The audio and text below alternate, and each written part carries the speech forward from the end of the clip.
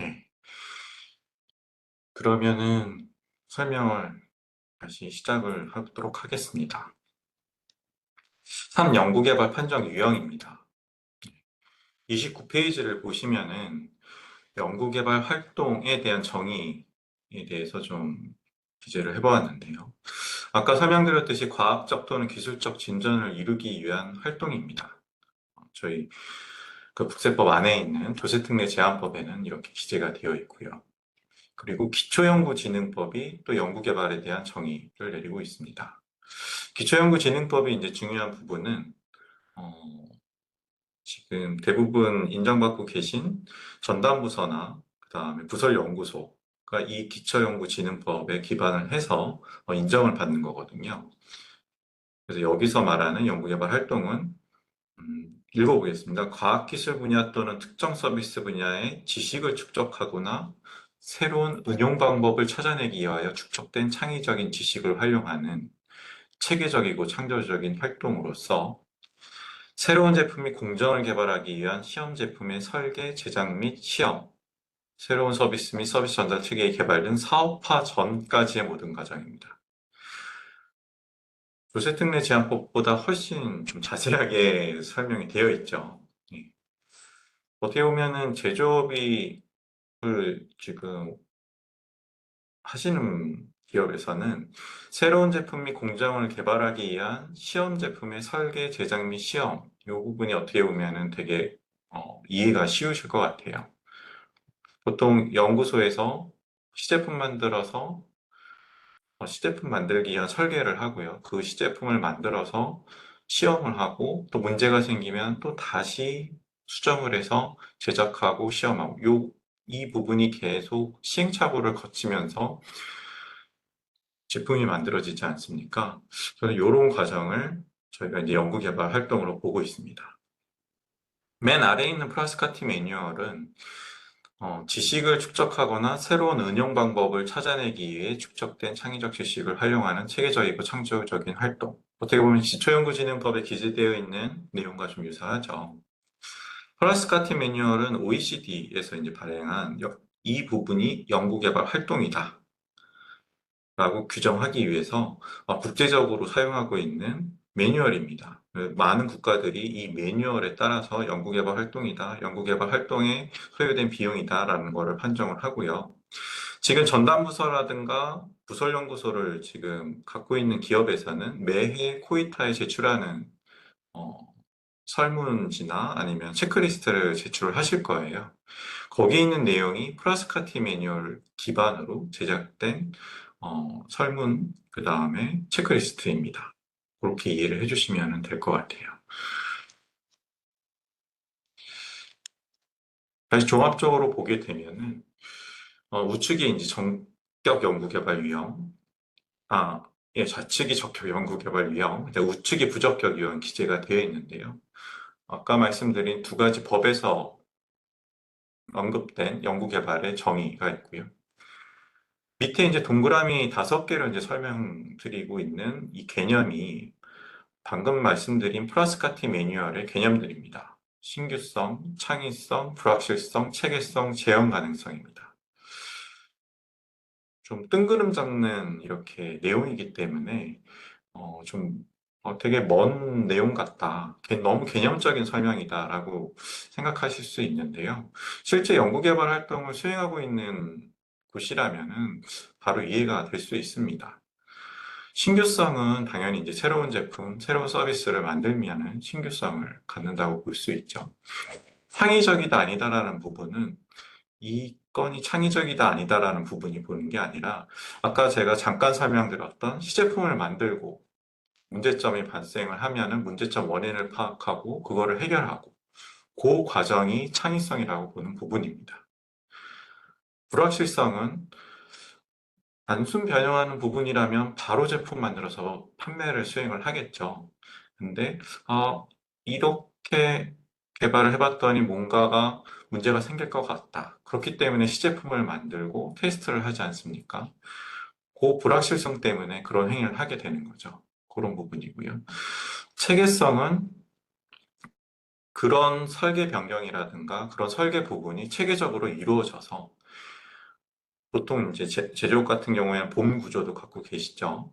그런 트리 구조를 갖고 계셔서 이런 개발 단계가 체계적으로 이루어졌는지, 그리고 나중에 다시 재현이 가능한지, 이런 부분을 보는 겁니다.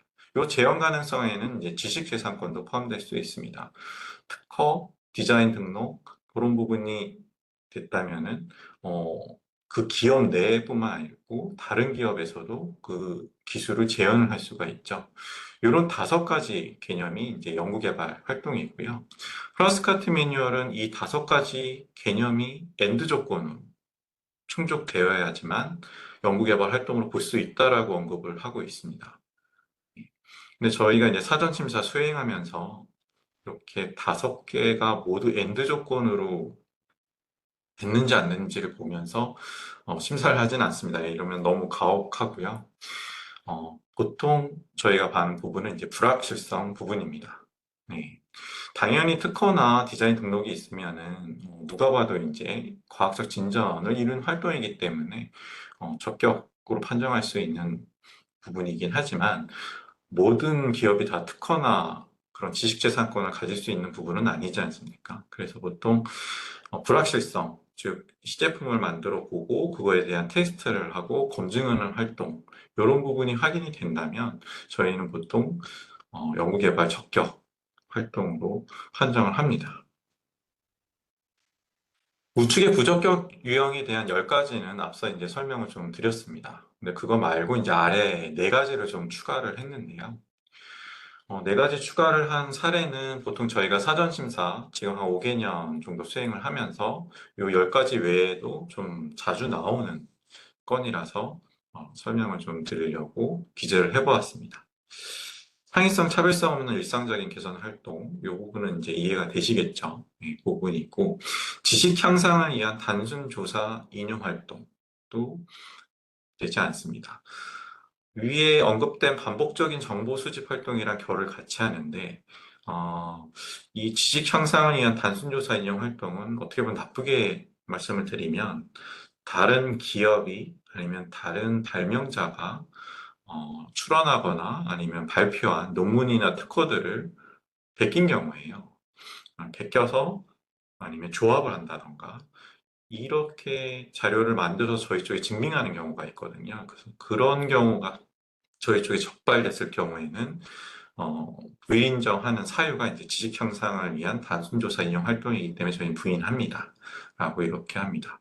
저희가 통지서에 베껴서 부적격됩니다. 이렇게 쓸 수는 없기 때문에 이런 내용으로 이렇게 써서 나갑니다. 그리고 증빙 서류가 너무 불충분하여 판정할 수 없는 경우에도 체계적이지 않은 연구 활동으로 보아서 부적격합니다. 라고 이렇게 나갑니다.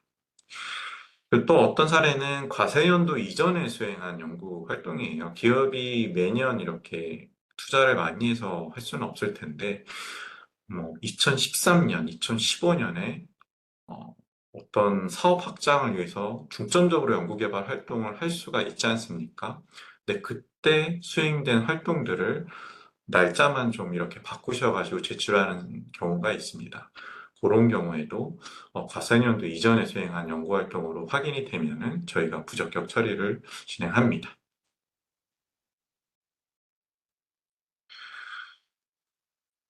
일반 연구개발 단계를 좀 언급을 먼저 드리도록 하겠습니다. 아래 그림을 기준으로 좀 설명을 드릴게요. 아래 그림은 과기부가 코이타를 통해서 그 기업의 연구개발 활동 가이드라인에 이제 기재되어 있는 내용입니다. 제조업에 대한 분야이고요.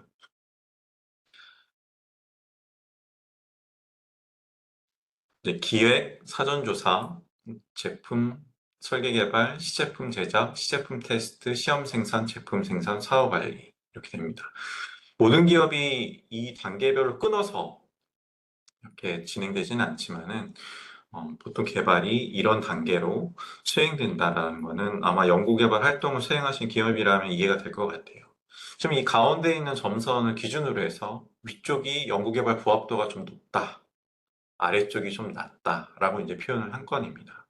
그래서 기획이랑 사전조사, 그다음 시험 생산은 부합도가 있긴 하지만 일 수도 있고 아닐 수도 있는 약간 그레이 존에 있는 그런 활동들이고요. 아까 말씀드렸듯이 이제 시제품에 대한 설계, 제작, 그다음에 검증하는 활동은 상당히 적합도가 높은 활동들입니다. 그 제품 생산은 이제 기업의 이제 효익을 갖다 주는 이제 매출에 관련된 활동들이죠. 여기서부터는 연구개발 활동에 해당되지 않는 부분이고요. 네, 사후관리, 음, AS 활동이라든가 아니면은 방문해서 그 유지관리, 보수활동을 하는 활동은 당연히 세액공제 대상에 해당되는 활동이 아닙니다. 예시를 한번 볼게요. 여기 있는 자료는 저희가 이제 사전심사 제도를 수행하면서 기업이 제출한 자료를 좀 약간 모디파이해서 좀 캡처를 하거나 만든 자료입니다. 왼쪽에 보시면은 구체적인 실험 내용이라든가 일정 수행자가 명시된 연구 노트입니다. 연구 노트가 증빙 자료로 활용도가 상당히 높은 이유는 당연히 그 연구 노트를 기재한 연구원이 있기 때문이에요. 세액공제에서 제일 많이 신청하는 경우가 인건비지 않습니까? 그래서 그 연구원의 연구 노트가 있다고 하면은 당연히 연구원의 연구 노트, 연구원의 인건비가 당연히 저희가 인정을 하겠죠. 그래서 연구 노트는 상당히 증빙 자료가 높습니다. 또 하나는 연구 보고서는 보통 성공한 것만 작성을 하지 않습니까? 실패한 경우에는 상급자한테 이제 욕 듣고 끝나지 않습니까? 그래서 보통 성공한 것만 이제 보고서를 작성을 하게 되는데, 아까 말씀드렸듯이 시행착오를 진행하는 그 과정이 저희가 불확실성이 확인되는 활동이 세공제 활동으로 본다고 했는데, 연구 노트에는 어떤 조건으로 테스트를 했는데, 미달됐다, NG 받았다, 품질 부서한테. 그래서 이 부분을 다시 수정하겠다. 이런 부분이 다 기재가 되어 있는 사례가 많았습니다. 그래서 저희가 연구 노트를 보게 되면은 음, 아주 깨끗하게 작성이 되어 있지 않고 뭐 매일 작성이 되어 있지는 않지만은 그런 시행착오 활동이라든가 그리고 시제품을 만든 활동, 사진 그런 내용들이 쉽게 확인이 되기 때문에 그 연구원의 인건비와 그다음에 시제품을 만든 재료비 등이 쉽게 저희가 판정할 수 있는 자료로 쓰이고 있습니다. 우측에는 이제 시제품 사진과 테스트 평가 결과입니다. 재료비가 만약에 신청이 되었다면은 시제품을 만들었다라는 얘기잖아요. 근데 시제품 사진이 없다. 그러면 저희가 상당히 판정하기가 어렵습니다. 근데 연구 노트라든가 연구 보고서에 시제품 사진이 있으면은 이 기업은 시제품을 10개를 만들어서 4개는 어느 부서에서 어느 용도로 사용했고 2개는 어느 용도로 사용했고 이런 부분이 다 확인이 되지 않습니까? 그래서 이런 부분이 다 연구개발 활동에 시제품의 성능 검증용으로 다 사용이 되었다라는 확인이 된다면 이 부분도 당연히 연구개발 활동, 그다음에 그 시제품에 사용된 재료비도 그 비용의 판정을 받을 수 있습니다. 적격 판정을 받을 수 있습니다. 그 다음에 좌측에 있는 지식재산권, 이제 특허라든가 디자인, 실용신안, 또 당연히 증빙자료로 활용이 가능합니다. 그리고 학술지나 학회에 게재된 논문이라든가 포스터 발표된 내용도 어, 제출을 해주시면 여기에도 저희가 내용을 확인할 수 있기 때문에 되겠습니다. 우선 키프리스가 이제 특허청이 운영하는 그 홈페이지이지 않습니까? 그래서 거기 안에서 저희도 기본적으로 확인은 하고 있습니다. 만약 사전심사 제도를 이용을 하셔서 신청을 하신 경우에는 이 기업이 특허를 갖고 있나 실용신안 이런 부분을 확인을 하게 되는데요. 그 키프리스에는 출원한 이력은 확인이 안 돼요. 그러니까 출원을 한 이력은 기업이 알고 계시는 거고 키프리스에는 이제 등록, 그 다음에 공개된 이후에 저희가 이제 확인을 할 수 있죠. 그래서 아직 공개 전이다, 아직 등록되진 않았다 할 경우에는 저희 쪽에 증빙 자료로서 출원 서지를 같이 제출을 해주시면은 저희가 판정하는 데 많은 도움이 됩니다. 우측은 정부 지원 과제입니다. 이제 기술 획득 목적의 정부 지원 과제를 수행한 경우, 당연히 연구개발 활동으로 되죠. 단 출연금은 이제 제외가 됩니다.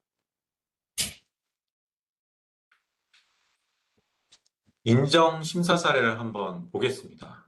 지금 요 두 가지는 어떻게 보면 연구개발 활동인가 아닌가라고 애매한 경우입니다. 기업이 선행 개발이라고 할게요. 그러니까 특허권을 갖기 위한 선행 개발, 지식재산권을 확보하기 위한 선행 개발이라면 누가 보더라도 연구개발 활동이죠. 네, 그런데 아닌 활동들도 있습니다. 이 부분이 사업 활동인가? 아니면은 남이 이미 만들어 놓은 거를 약간 계산하는 건데 이 부분도 연구개발 활동인가? 라는 부분에 대해서 그거에 해당하는 사례 이제 두 가지거든요. 한번 설명을 좀 드리도록 하겠습니다. 여기는 F기업이 이제 세액공제를 신청하는 기업입니다. F기업은 고객사랑 이제 부품 납품 계약을 체결하고 납품 조건을 충족하기 위해서 수행한 활동을 저희 쪽에 연구개발 활동이라고 신고를 한 경우입니다. 그래서 시제품을 공급을 하고 이 시제품이 향후에 이제 양산이 되겠죠. 이제 양산되기 위한 공정이 있을 텐데 그런 공정까지 설계를 하고 구축하는 활동. 그리고 한번 고객사한테 납품을 했는데 시제품을 고객사한테 불합격 판정을 받았습니다. 그래서 시제품을 다시 재제작을 해서 재설계를 하고 다시 재제작을 해서 다시 또 공급을 하고 이런 시행착오에 대한 과정이 저희 쪽에 잘 증빙이 됐습니다. 그리고 과제 수행 과정에서 F기업의 소유권으로 특허가 등록이 되었어요. 이 부분도 증빙이 되었습니다. 이런 경우에 이 경우가 비록 고객사에 납품하기 위한 활동인데 이 경우가 연구개발 활동이 되느냐 안 되느냐 이 부분이 좀 애매한 부분이지 않습니까? 이 부분은 F기업이 자체 기술로 납품 조건을 충족하기 위해서 연구개발 활동 수행을 통한 시제품 납품을 한 활동이기 때문에 연구 인력 개발비, 인건비 세액공제 대상으로 인정을 한 사례입니다. 즉, 납품 활동이라고 해서 쉽게 말씀드릴게요. 고객사한테 돈을 받았다고 해서 세액공제 대상이 된다, 안 된다라고 판단을 할 수는 없습니다. 기업 중심으로, 이 F기업 중심으로 봤을 때 이 시제품을 만들기 위해서 어떤 불확실성을 갖고 어떠한 시행착오 활동을 했는지가 이제 중요한 부분입니다. 그 부분에서 소요된 F기업의 비용이다. 그리고 거기에서 산출물, 지식재산권이라든가 결과물, 그 지식은 전부 F기업의 소유이다. 그러면은 F기업은 연구개발 활동한 것이 맞습니다. 예. 근데 여기서 약간 틀어서 생각을 해볼게요. 전부 다 똑같은데 이거에 대한 특허는 고객사가 가져갔다. 이 경우는 고객사가 F기업에 위탁을 준 경우입니다. 용역을 준 경우이죠. 생산 용역을 준 경우이기 때문에 고객사가 이 기업에 준 돈을 위탁개발비로 저희한테 세액공제를 받을 수 있는 겁니다. 그렇죠? 그리고 또 이 사례도 또 이렇게 말씀을 드려볼게요. 시제품을 공급한 사례는 맞는데 내용을 보니까 기존 양산품에서 볼트 체결 홀 수만 더 늘었습니다. 홀이 기존엔 2개였는데 이번엔 3개로 늘었어요. 강도를 보강하기 위해서. 그래서 홀이 3개로 느는 상태에서 바로 시제품을 공급하고 바로 합격 받았겠죠. 합격 받고 그 다음에 양산을 시작하고 했습니다. 근데 그 과정에서 나온 활동이 연구개발 활동이냐? 근데 그 부분은 아까 말씀드린 차별성 없는 활동, 단순 변형에 해당하기 때문에 세액공제 대상이 되지 않습니다. 왜 안 된다고 제가 말씀을 드리냐면 홀이 2개에서 3개로 늘어났다고 해서 검증 활동이 필요하진 않잖아요. 즉 여기서 말한 불합격을 받는다던가 시행착오를 거치는 이런 활동이 발생하지는 않습니다. 그런 활동이 확인되지 않았기 때문에 즉 불확실성이 없는 활동이었기 때문에 연구개발 활동으로 인정을 할 수가 없습니다. 혹시 이해가 되셨나요? 보통 제조업에서 많이 일어나는 경우이기 때문에 설명을 드렸고요. 우측은 이제 소프트웨어 부분입니다. 기업이 세액공제 신청한 기업입니다. 사업화가 이미 된 자동인식 AI 프로그램의 인식률을 개선, 향상시키는 활동입니다. 이런 부분에 대해서 세액공제 신청을 한 경우입니다. 이미 사업화된 이후에 개선 활동이 세법상 연구개발 활동에 해당하는지 여부입니다. 아까 기초연구진흥법에서 사업화 이전 활동이 연구개발 활동이라고 말씀을 드렸는데, 이 경우도 그럼 사업화 이후 활동이니까 유지보수에 들어가는 거 아닌가라고 이제 아니라고 생각할 수 있는데요. 데이터 수집, 가공 및 재학습 등 창의적, 체계적 과정을 통해서 인식 오류 감소 또는 목표 수치가 이미 정해져 있고 그 수치를 달성하기 위해서 AI 모델 성능을 개선한 활동, 그 활동은 연구 인력 개발을 위해 세액공제 대상이 됩니다. 예. 단순한 유지 보수가 아니고 AI 모델을 이미 출시해가지고 가지고 있는데 인식률이 다른 기업이 출시한 AI의 모델보다 좀 떨어져요. 그래서 우리도 이번에 인식률을 기존에 20%였는데 이번에 우리 60%까지 올려야 돼. 60%까지 이제 올리는 수치를 정해놓고 그거에 대해서 달성하기 위한 AI 모델을 계속 개선을 합니다. 그 과정에서 당연히 검증하는 활동도 하겠죠. 알파 테스트도 하실 수 있고 베타 테스트도 하실 수 있고 그런 검증 활동도 확인되면서 그런 수치를 달성하기 위한 과정이 체계적으로 증빙이 되었다. 그러면 저희는 세액공제 대상으로 인정을 합니다.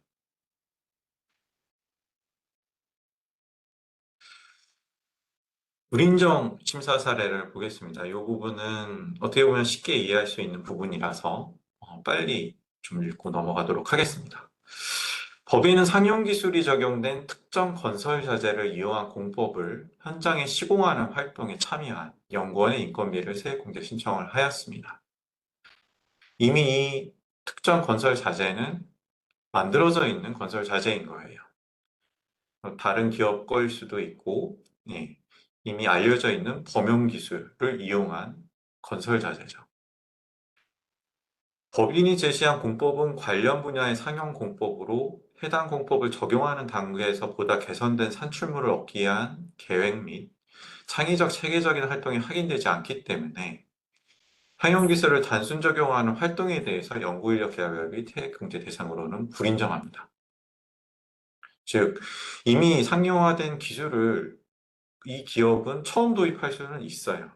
이미 다른 기업은 다 적용하고 이미 현장에 도입하는 기술인데 이 법인은 처음 도입할 수는 있지만 그 범용 기술을 현장에 도입하기 위해서 이 연구원이 그 현장에 파견돼서 계속 같이 관리를 하고 지원을 하는 활동을 하였다. 그 부분은 저희 세액공제 대상에 해당되지 않습니다. 두 번째 사례를 보겠습니다. 법인 A는 법인 B가 개발한 시스템과 판매처에 관련 모든 권리를 법인 B로부터 이관을 받았습니다. 그리고 법인 A는 과세년도에 이관받은 그 시스템의 안정화, 유지, 보수, 일부 기능 고도화 활동을 하기 위해서 연구원을 투입을 해야 했고 그 연구원의 인건비를 저희 쪽에 이제 세액공제 신청을 하였습니다. 즉 여기서의 키워드는 시스템 안정화, 유지, 보수, 일부 기능 고도화. 근데 고도화라는 표현을 소프트웨어 쪽은 좀 많이 쓰시더라고요. 예. 쟁점은 이제 이전받은 시스템을 고도화하는 활동이 이제 세액공제 대상이냐라는 부분인데 이관받은 소프트웨어의 안정화 활동과 사용자 편의성을 위한 기능 개발 시스템, 성능 향상 활동이지만 이전받은 기술과 인터넷을 통해 알려진 종래 기술을 적용하여 변형한 활동에 해당하기 때문에 연구인력 개발비 세액공제 대상으로 불인정받은 사례입니다. 유지보수 활동은 당연히 안 되는 거는 이해가 되시겠죠. 근데 고도화 활동, 일부 기능 고도화 활동이 어떤 기능이기 때문에 불인정받느냐. 지금 오픈소스로 많은 기능들이 바로 다운받아서 소프트웨어를 고도화할 수 있는 방법들이 많습니다. 이제 소프트웨어 연구 개발자들 분들은 쉽게 알아들 수 있는 내용인데요. 지금 뭐 안드로이드나 이런 쪽은 이미 다 오픈이 되어 있으니까 그 부분을 바로 다운받아서 적용을 한다라든가 아니면은 그 소프트웨어의 프레임이 있는데 프레임에 있는 사용자 버튼을 좀 더 사용성이 높게 추가한다던가 아니면 간결화, 심플리파이를 한다라든가 이런 부분은 사용자 편의성을, 기능을 향상을 시키는 것이 이 부분에 대한 과학적, 기술적 진전이 있는 활동은 아니거든요. 그렇기 때문에 세액공제 대상으로 불인정받은 사례입니다. 네, 연구개발 활동에 대해서는 이렇게 설명을 드렸는데 이해가 좀 도움이 되었는지 잘 모르겠습니다. 다음, 비용 판정 유형에 대해서 좀 설명을 드리도록 하겠습니다. 비용은 앞서 말씀드렸듯이 크게 인건비, 재료비, 위탁 및 공동연구개발비, 인력개발비가 있습니다. 인건비는 당연히 연구원의 인건비고요. 재료비는 견본품, 부품, 원재료, 그 다음에 아까 말씀 못 드린 내용을 좀 말씀을 드리면 직무발명보상금, 기술정보비, 그 기술 지도를 받음에 따라 발생한 비용, 그다음에 특허조사 분석을 받음에 따라 발생한 비용. 요 비용 좀 말씀을 드릴게요. 특허조사 분석의 받음에 따라 발생한 비용. 정확히 법에 있는 내용을 말씀을 드리면 산업재산권 진단기관에 특허조사 분석을 의뢰한 비용입니다. 이게 법에 이제 기재되어 있는 비용인데 산업재산권 진단기관은 소위 알고 계시는 특허법인들이에요. 어, 산업통상부가 매해 산업재산권 진단기관을 선정을 합니다. 구글이나 이제 네이버를 통해서 조회를 해보시면은 그 기업 리스트가 뜨는데요. 그 기업에 선행조사를 의뢰를 한다라든가 이런 비용은 세액공제 대상이 됩니다. 좀 더 현실적으로 좀 말씀을 드릴게요. 기업이 특허를 출원을 할 때 한 건당 300만 원에서 400만 원의 비용을 특허법인한테 제출을 합니다. 지급을 하시죠. 이 중에 100만 원 미만의 금액은 특허 출원에 대한 수수료 비용입니다. 즉 특허청에 제출한 비용이 있죠. 이 비용은 아까 제외활동이라고 말씀드렸던 행정비용입니다. 이 행정비용은 당연히 세액공제 대상이 되지 않아요. 근데 이 비용, 400만 원 중에 100만 원의 행정비용을 제외한 300만 원 정도의 비용은 선행 특허를 분석하고 조사하는 비용입니다. 그 특허법인이. 그 비용은 세액공제 대상이 된다라는 부분이에요. 그러면 세금계산서는 지금 400만 원이 끊겼죠. 근데 갖고 계시는 거래명세표에는 분명 300만 원은 선행특허 조사 비용, 그 다음에 수수료는 한 100만 원 이렇게 되어 있을 거예요. 그것까지 증빙해서 저희 쪽에 제출을 해주시면은 말씀드린 특허조사 분석 비용은 세액공제 대상이 될 수 있다라는 부분입니다. 공제이기 때문에 증빙하기에 따라서 공제를 받으실 수 있는 부분이에요. 그렇기 때문에 우선 확인할 수 있는 부분은 지금 거래하고 계시는 특허법인이 산업재산권 진단기관인가 아닌가가 중요하겠죠. 그래, 진단기관이 확인이 된다면 특허에 관련된 선행조사, 분석 관련된 비용을 증빙 서류를 소지하고 계시면 그거에 대한 세액공제를 신고를 하시면 됩니다. 네, 그거를 추가로 좀 말씀을 드렸고요. 위탁 및 공동연구개발비는 이제 아까 말씀드렸던 연구개발 용역을 위탁함에 따른 아니면 공동연구개발을 수행함에 따라서 자체 투자한 비용에 대한 비용입니다. 그리고 인력개발비는 아까 말씀드렸던 내일채용공제 비용이라든가 위탁훈련비에 관련된 비용입니다. 인건비에 대한 내용입니다. 기업재정부령으로 정하는 연구소 또는 전담부서에서 연구 업무만을 전담하여 수행하는 직원입니다. 그리고 직접 수행, 보조하는 자. 보통 실험하는 사람분은 이제 따로 두실 수 있는데 이런 부분은 이제까지도 포함이 된다라는 얘기죠. 겸직할 경우에는 당연히 세액공제 대상이 되지 않습니다.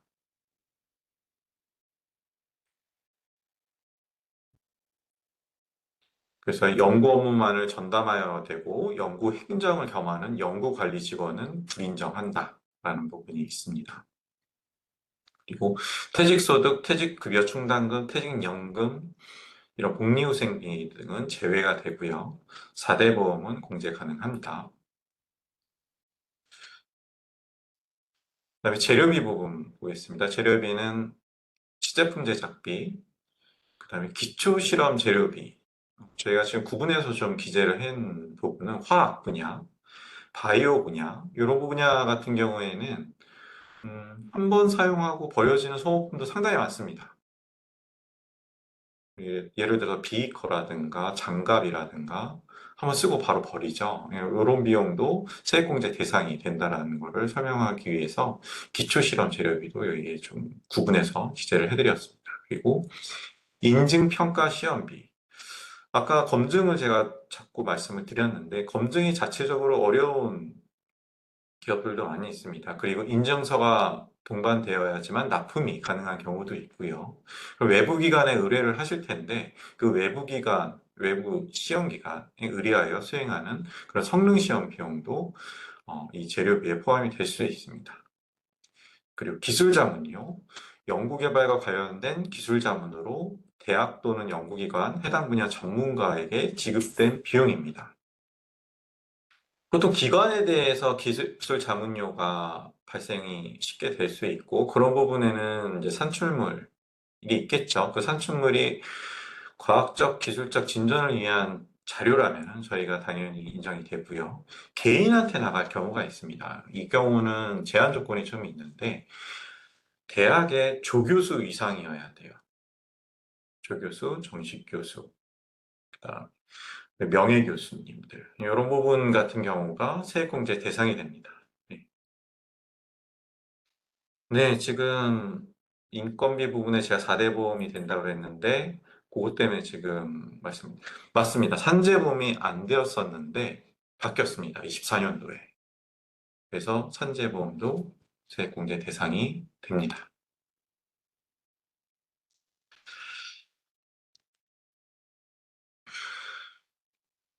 그다음에 재료비 판정 기준에 대해서 좀 설명을 드리겠습니다. 좌측이 이제 보통 저희가 인정하는 비용이고요. 우측이 이제 불인정하는 사례들입니다.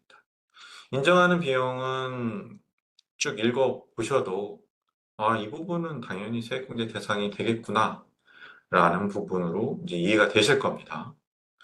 근데 우측에 대해서 좀 설명을 드릴게요. 보통 실수를 많이 하시는데, 왜냐면은 지금 이 우측에 있는 비용들이 보통 경상연구개발비에 포함이 되었기 때문에 실수를 많이 하시는 것 같아요. 예. 음, 비연구개발 활동은 이제 연구개발 활동이 부적격된 경우에 이제 저희가 쓰는 표현이고요. 양산제품 제작비에서 보통 실수를 하시는 부분은 지급입니다. 공정에 들어갈 지급을 설계를 할 경우가 상당히 많이 있어요. 새로운 공장이 설계가 되면은 당연히 거기에 동반되는 지구를 설계를 하는데 보통 그 지구 설계하는 활동을 연구원들이 하는 경우가 상당히 있습니다. 보통 그런 설계를 할 수 있는 그 이렇게 지식이 축적된 분들이 연구원이다 보니까 그 지구를 설계를 하는데 그 지구를 설계하는 활동에 대해서는 저희가 연구개발 활동 부적격으로 보진 않아요. 하지만 그 지그를 만드는 비용은 불인정을 합니다. 왜냐하면은 이 지그는 만들어져서 매출 활동에 사용될 제품이 생산될 공정에 투입될 건이지 않습니까? 즉 바꿔 말씀드리면 자산이에요. 시제품이 아니고 설비에 들어갈 부품이기 때문에 그 지그는 세액공제 대상이 되지 않습니다. 혹시 이해가 되셨나요? 시제품은 한번 만들어지고 테스트를 하면 버려지죠. 지금 공제율이 25%씩이나 되는 높은 이유는 이 부분은 판례에 있는 내용인데 추가적으로 말씀을 드리면 지출과 동시에 소멸되는 비용이기 때문에 국가가 지원하는 겁니다. 예를 들어서 시제품도 한번 만들어지고 검증 활동을 하면은 버려지잖아요. 그렇기 때문에 시제품이라고 불리우는 거고 그 다음에 그 리스크나 불확실성 때문에 지출이 큰 경우이죠. 근데 지금 말씀드리는 양산 설비라든가 지휘 같은 경우에는 자산으로 투입이 되면서 앞으로 생산될, 매출 활동에 사용될 그 제품들을 생산하는 데 사용되는 거지 않습니까? 그렇기 때문에 투자를 하면은 돌아오는 돈이 있는 거죠. 소멸되는 비용은 아닙니다. 자산 투자를 하면서 돌아오는 리턴되는 금액이 있기 때문에 이런 부분은 세액공제 대상이 되지 않는 경우예요. 이해가 되셨을까요? 이런 부분은. 네. 그 다음에 말씀드린 건 이제 기자재입니다. 실험 장치나 장비, 그 다음에 공구, 드라이버, 드릴, 그냥 범용 소프트웨어, 윈도우, 뭐 한글, 오피스, 그 다음에 격리나라 이런 소프트웨어들 이런 거에 대한 구입비 라이센스 비용, 그 다음에 PC 이런 거는 이제 기자재비죠. 어떤 과제를 하든지 간에 계속 사용될 물품들입니다. 그렇기 때문에 이런 부분도 세액공제 대상이 되지 않고요. 보통 이제 논문을 자주 쓰시는 분들은 학회 참가비나 학회에 제출하는 월 회비도 이제 신청하시는 경우가 있는데 이런 부분도 세액공제 대상이 되지 않습니다. 그리고 지식재산권 때문에 사용되는 행정비용 안 되고요. 가장 실수를 많이 하시는 부분이 특정 장비들의 검교정비입니다. 이게 매해 아니면 경년으로 기업들이 수행을 하시는데 아마도 이제 회계팀이 측정 장비의 네이밍이 이제 영어로 써 있거나 그러면은, 그냥 시제품에 사용된 부품인가 보다 하면서 이렇게 올리시는데, 측정 장비인 경우가 있거든요. 그래서 그런 측정 장비의 검교정비 부분도, 어, 일반 품질 비용에 들어가기 때문에 세액공제 대상이 되지 않습니다. 그리고 출연금 되지 않고요. 그리고 증빙이 되지 않는 부분. 연구소가 사용된 부분인 건 맞는데, 내역이 빈칸인 경우가 있습니다. 확인된 거는 이제 연구소가 되었다라는 부분인데, 그런 경우도, 어, 저희가 확인할 수 없는 부분이기 때문에, 즉, 우측에 해당하는 비용인지, 지금 좌측에 해당하는 비용인지 확인할 수 없는 부분이기 때문에 불인정합니다. 사례를 좀 말씀을 드리면, 양산형 재료비를 이렇게 올리시는 경우입니다.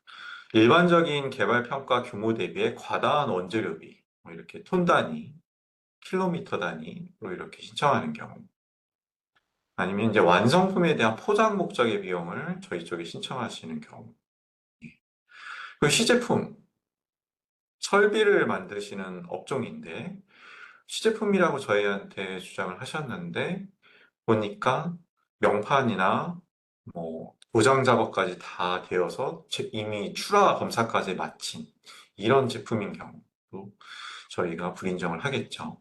시제품으로 볼 수 없기 때문에 이런 부분이 있고요. 그리고 요즘에 좀 많이 나오는데 금연비입니다. 저희가 시제품을 만들 때 시제품 개수가 뭐 10개 단위라든가 20개 단위인 경우에는 목형이라고 해서 목업이라고 해서 이렇게 바로 3D 프린터나 이런 부분을 이용해서 하나하나 생산을 할 수 있겠죠. 근데 시제품 개수가 100개 단위로 가게 되면은 간이금형이 필요합니다. 양산금형까지는 아니더라도 수명이 한 1000쇼트, 2000쇼트가 되는 이제 금형이 필요한데 그런 연구용 금형은 당연히 인정을 합니다. 시제품을 만드는 데 필요하기 때문에. 근데 요즘에는 소프트웨어가 해석 프로그램이 워낙 발전을 많이 하기 때문에 그 간이금형비를 줄이기 위해서 바로 양산금형을 파는 경우가 있어요. 그러니까 수명이 이제 몇만 쇼트가 되는, 10만 쇼트가 되는 금형을 처음부터 파고 그거를 이용해서 시제품을 양산을 한 다음에 결국에는 그 금형이 양산금형으로 가는 경우가 있습니다. 이 금형비는 저희가 불인정을 하고 있습니다.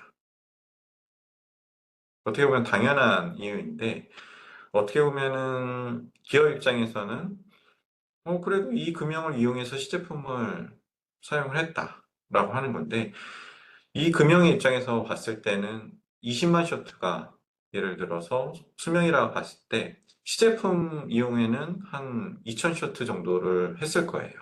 그 나머지 뭐 10만 넘는 그 쇼트는 양산품 사용하는데 사용됐겠죠. 이런 부분이 구분되지 않는다면은 저희는 이 금형비도 불인정을 합니다.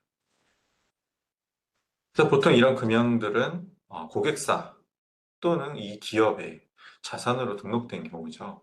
그래서 이런 금연비는 불인정을 하는 사례입니다. 아까 설비 및 지그 제작 비용 불인정하는 거 말씀을 드렸고, 그 다음에 그 활동은 인정이 가능하다라는 거를 말씀을 좀 드렸습니다. 그리고 우측에 보면은 납품용으로 전환된 시제품. 네. 보통 설비들이 이렇게 이제 되는 경우죠. 이런 경우에는 불인정되는 사례입니다. 실제 저희가 판단하는 기준을 좀 말씀을 드리면, 실제 제작된 시제품이 연구소에 있지 않고 거래처에 있습니다. 그 시제품이라고 했는데, 시제품이면 보통 검증용이니까 기업의 연구소 안에 있어야 되는데, 도장이 되어 있어서 출하검사장이 있다라든가, 이미 거래처에 가 있다라든가, 그리고 맞춤형 제작으로 해가지고 그렇게 나가는 경우, 그런 경우에는 저희가 불인정하는 사례에 해당합니다.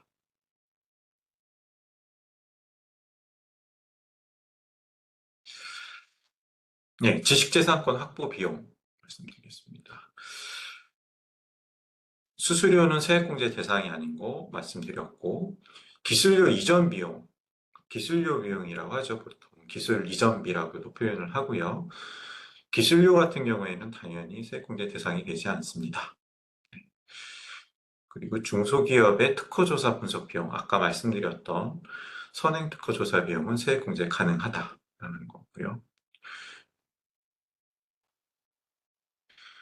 우측에 국가 R&D 기술개발 사업 기술료, 그리고 정부 지원 과제를 수행을 하면은 정부 지원 과제 수행을 한 다음에 기술료를 납부하고 그 기술에 대한 소유권을 완전히 가져오는 경우가 있습니다. 기업이 이때 기술료를 지출을 하는데 그 기술료도 세액공제 대상이 되지 않습니다.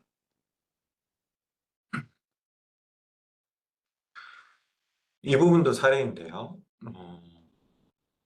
좌측과 같이 내신 경우입니다. 좌측을 딱 보시면은 거래처는 확인이 되지만은 분명히 확인되지 않고 분명을 대략적인 기업이 자체적으로 정한 기준에 따라서 부품 원재료 부품 외주 가공비 용어가 딱 이제 저희 법령에 인정하는 사례들이죠. 이런 거로 구분을 하셔서 저희한테 신청한 경우에는 이 내용이 확인이 불가하기 때문에 인정할 수가 없습니다. 우측과처럼 이렇게 분명히 확인이 되고 수량이 확인이 되고 가공비인지 시운전비인지 조립을 하는데 외주 용역비를 쓴 건지 이런 비용이 확인되어야지만 저희가 인정 가능 여부를 판정을 할 수 있고 인정이 되었을 경우에 세액공제 대상이 되는 겁니다. 예. 인정 사례를 좀 설명을 드리겠습니다. 비용에 대해서. 어떻게 보면은 제가 여지껏 설명드렸던 거 기준으로 보면은 이제 당연하게 이제 보는 부분인데, 어, 특별한 사례가 있기 때문에 이런 사례로 좀 기재를 해보았거든요. 제가 좀 빨리 읽으면서 넘어가 보겠습니다. 전담 연구원에게 특별 성과급을 지급한 경우입니다. 자, 됩니다. 우측 가겠습니다. 연구원이 비전공자입니다. 보통 보조연구원으로 이렇게 등록이 될 수 있겠죠. 그런데 신제품 개발에 참여를 하였습니다. 이 경우에 어, 저희 쪽에 이제 인력 현황표를 제공을 해주시는데, 제조업인데, 보통 기계에 관련된 제조업인데, 연구원의 전공이 세무학과다라고 하면 좀 이상하잖아요. 그럼 저희가 이분이 뭘 했는지라고 좀 이렇게 구체적으로 묻습니다. 근데 만약에 기업이, 이분은 과거에 그런 과를 나왔지만은, 기업의 연구소에 몇 년간 있었었고 그런 경력 증명서라든가 그리고 기업의 그 연구소에서 근무를 하면서 어떤 설계 교육을 이수를 했다라는 이수증 그리고 실제 산업기사도 갖고 있다. 그런 자격증까지 있어서 이런 거를 증빙을 한 경우에는 저희가 당연히 인정을 합니다. 그 다음 페이지 넘어가겠습니다. 직무 관련 보상금. 네, 인정합니다. 그래서 직무발명 보상금에 대한 자체 기준이 갖고 계시죠, 기업마다. 보상금이 지급이 되었다면은, 그 산정 기준과 그다음에 증거 자료. 증거 자료라고 하면은 당연히 뭐 지식재산권이 있으실 테고, 지식재산권이 안에 발명자의 그 연구원이 등록이 되어 있으면은 상당히 증빙이 쉽겠죠. 그런 부분으로 증빙서류가 제출이 되면은 당연히 직무발명 보상금도 세액공제 대상이 됩니다. 우측은 수습연구원에 대한 경우입니다. 수습연구원에 자체적으로 소속은 되어 있지만 포이타의 연구원으로 아직 등재되어 있지 않습니다.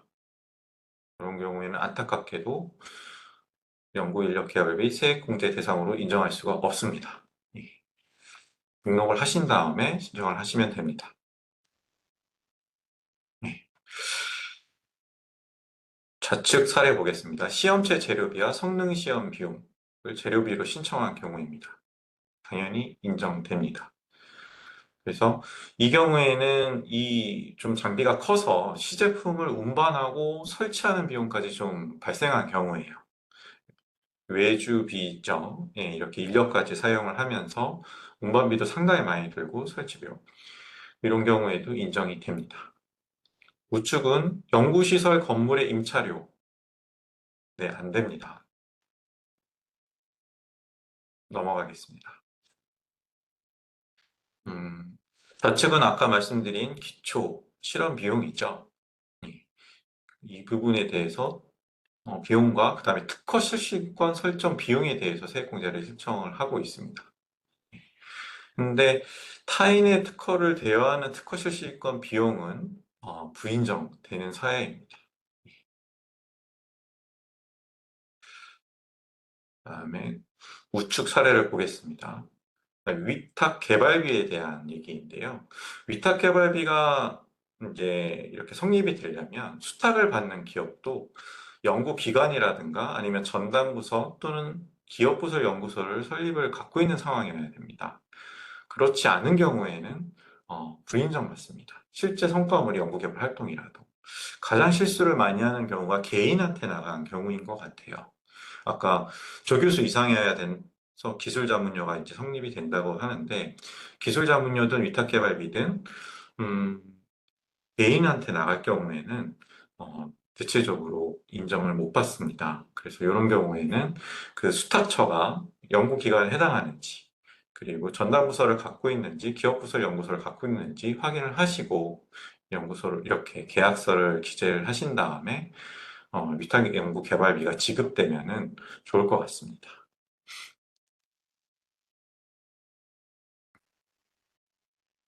예, 좌측에 있는 부분은 신제품 개발 과정에서 기술 시험 검사 및 분석을 영위하는 기술 연수 기관에 시험 검사 및 분석을 위탁한 경우입니다. 그러니까 검증 활동을 이제 외주를 준 경우인데요. 이 부분도 당연히 세액공제 대상으로 인정합니다. 우측은 이제 금형 제작비인데 아까 말씀드린 연구용 금형입니다. 시제품을 제작할 때 발생된 금형비. 즉 연구개발 활동이란 신제품 개발을 위한 시제품 설계 제작 활동인데 이때 시제품 제조에 사용되는 연구용 금형을 제작한 비용은 외주과금비에 포함되기 때문에 세액공제 대상으로 인정받습니다. 네, 마지막 사례입니다. 법인은 산업수요 맞춤형 고등학교랑 사업 사전 취업 협약 후에 해당 고등학교 재학생을 법인 현장에 직업훈련 수행하고 훈련 과정에 사용된 비용에 대해서 사전심사 신청을 하였습니다. 네, 인력 개발비에 해당하기 때문에 전부 세액공제 대상으로 인정받습니다. 우측에는 이제 인력 개발 불인정을 받은 사례인데요.